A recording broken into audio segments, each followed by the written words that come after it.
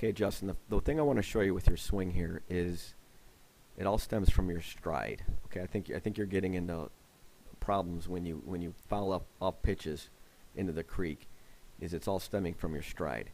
So if you look here, as you stride into the pitch, you plant and your foot actually starts pointing toward the pitcher more, and your hips start to rotate as you're stepping.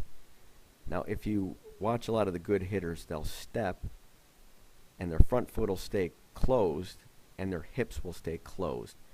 That means their front hip is going to stay pointing at the pitcher, or they might even rotate it slightly toward third as they take that step.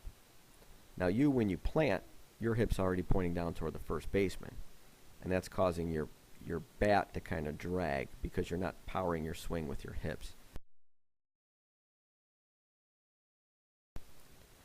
Now the other thing that happens to you when you're swinging is, after you've taken that step and after you've done your trigger, because your hips have rotated a decent amount already, you actually end up swinging with almost all hands.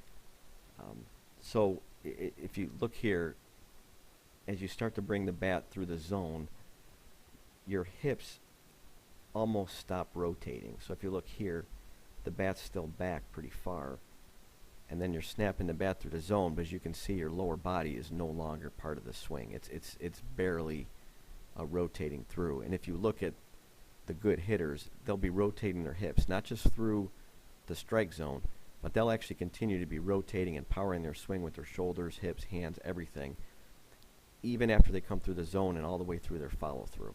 It's a motion that never stops, where you've stopped and now snap the hands.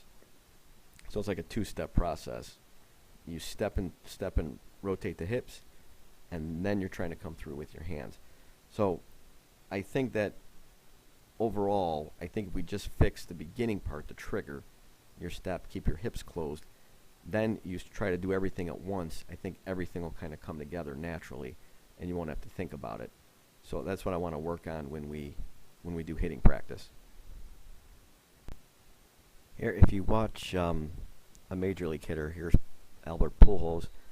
If you watch him as he strides, see his hips aren't turning at all, and then when he plants here, you see his hips start turning, and they keep on turning all the way through. So he's using all his power for the entire stroke.